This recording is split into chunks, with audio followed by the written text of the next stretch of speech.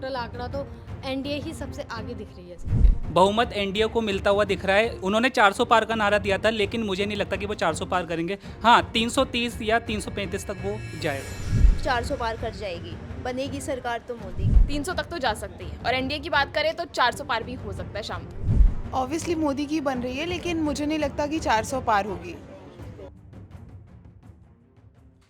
देश में 18वीं लोकसभा चुनाव के आज नतीजे घोषित हो रहे हैं।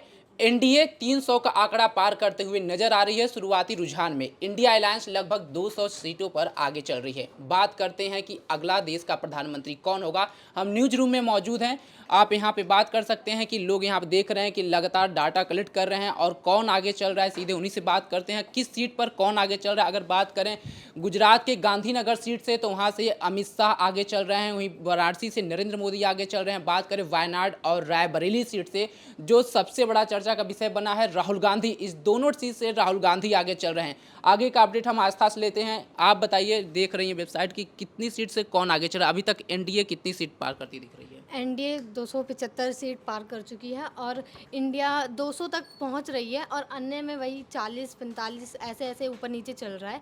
और अगर देखा जाए टोटल आंकड़ा तो एनडीए ही सबसे आगे दिख रही है। राज्य वाइज अगर बात करें तो दिल्ली में अभी कौन आगे चल रहा है? दिल्ली में अभी एनडीए आगे चल रही है, लेकिन दोनों का बिल्कुल टक्कर चल रहा है, ऊपर नीचे इंडिया और एनडीए। आपको बता दें कि दिल्ली की जो सबसे चर्चित सीट थी, नॉर्थ ईस्ट दिल्ली की बात करें या चांदनी चौक की बात करें, तो अभी फिलहाल रुझानों में बात करें चांदनी चौक की, तो यहाँ पे जेपी अग्रवाल आगे चल रहे हैं, यानी कि इंडिया अलायंस को यहाँ पे बढ़त मिल रही है। दूसरी तरफ अगर बात करें पूर्वी दिल्ली की, तो वहाँ से भी कहीं ना कहीं यहाँ पे बीजेपी आगे चल रही है। लेकिन बीजेपी की बात करें, आप यहाँ से इनसे पूछते हैं, विनीता, आप बताइए, दिल्ली में कन्हैया कुमार या मनोज तिवारी, कौन आगे चल रहा है? क्योंकि आप वोटर उसी क्षेत्र से हैं। शुरुआती रुझानों में तो दिख रहा है कि कन्हैया कुमार आगे चल रहे हैं, तो कहीं ना कहीं 50-50 का है। कन्हैया भी जीत सकते हैं, मनोज तिवारी भी जीत सकते हैं, तो इस पर सस्पेंस बना हुआ है अभी तक। और अगर पूरे 543 लोकसभा सीट की बात करें तो किसको बहुमत मिलती दिख रही है? बहुमत एनडीए को मिलता हुआ दिख रहा है। उन्होंने 400 पार का नारा दिया था, लेकिन मुझे नहीं लगता कि वो 400 पार करेंगे। हाँ, 330 या 335 तक वो जाएगा। और लोगों से यहाँ बात करते हैं। रितिका, आप बताइए कि क्या लगता है यहाँ पे आपको, जो इंडिया अलायंस है, 295 का एग्जिट पोल आने के बाद उन्होंने अपना आंकड़ा दिया था कि इंडिया अलायंस 295 सीट जीतेगी, और एक तरफ बीजेपी जो एनडीए है 400 पार का आंकड़ा कर रही है, तो कौन हावी होगा? मुझे लगता है कि इस बार भी बाजी एनडीए ही मारेगी। बेशक इंडिया अलायंस ने कहा है और लोगों को बहुत उनको सपोर्ट भी लोगों से बहुत मिला है, लेकिन जो उनका बयान है कि 295 सीट्स वो जीतेगी, उससे ज़्यादा वो कहना शायद गलत होगा।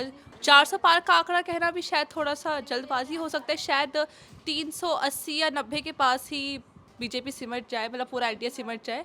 बाकी देखने वाली बात है कि आगे क्या होगा। बिल्कुल करेगी सरकार तो मोदी जी की, दिख ही रहा होगा कि बनी रही है। और हाँ, 400 पार कर जाएगी, बनेगी सरकार तो मोदी की। कितनी सीट आ सकती है? 300 के ऊपर तो जाएगी, सारी सीट्स जाएगी ये तो और बीजेपी अकेले कितनी सीट मिलेगी? 300 से ऊपर मिलेगी, 315 हो जाएगी, 314 पर मिलेगी बीजेपी को। एनडीए को मिलेगी सीटें, काफ़ी सीटें मिलेगी। मतलब आप बताओ, आपको क्या लगता है गवर्नमेंट किसकी बनने जा रही है? और जो शुरुआती रुझान आ रहे हैं, ये रुझान कहाँ तक सही लग रहे हैं और ये कहाँ आंकड़ा जा करके रुकेगा? और बीजेपी और इंडिया अलायंस और एनडीए को कितनी सीट मिलती दिख रही है? देखिए, अभी बहुत जल्दी हो जाएगा कहना, बट अभी तक जितने भी रुझान आ गए उस हिसाब से, मेरे हिसाब से 350 एनडीए को 350 तक तो मिल जाएंगे आराम से। 400 पार हो सकते हैं, बट 400 तो आराम से टच कर जाएगी। लेकिन अकेले बीजेपी की बात करें तो वो 250 से 300 सीटें आराम से ले लेगी। अकेले बीजेपी आपकी नज़र में 300 सीट पार सकती है? जी, 300 तक तो जा सकती है। और एनडीए की बात करें तो 400 पार भी हो सकता है शाम तक। आप बताओ, आपकी नज़र में क्या लग रहा है, किसकी सरकार बन रही है? ऑब्वियसली मोदी की बन रही है, लेकिन मुझे नहीं लगता कि 400 पार होगी। यानी टक्कर थोड़ा सा है? हाँ, थोड़ा सा टक्कर है, क्योंकि अभी का अगर जो रुझान देखिए उसमें लगातार एनडीए जो गठबंधन है वो भी आगे चल रही है। तो आपको बता दें कि जो शुरुआती रुझान है उसमें देखा जाए तो अभी फ़िलहाल बीजेपी और एनडीए आगे निकलती दिख रही है, तो वही इंडिया अलायंस भी लगभग 200 का आंकड़ा रुझानों में पार करती नज़र आ रही है।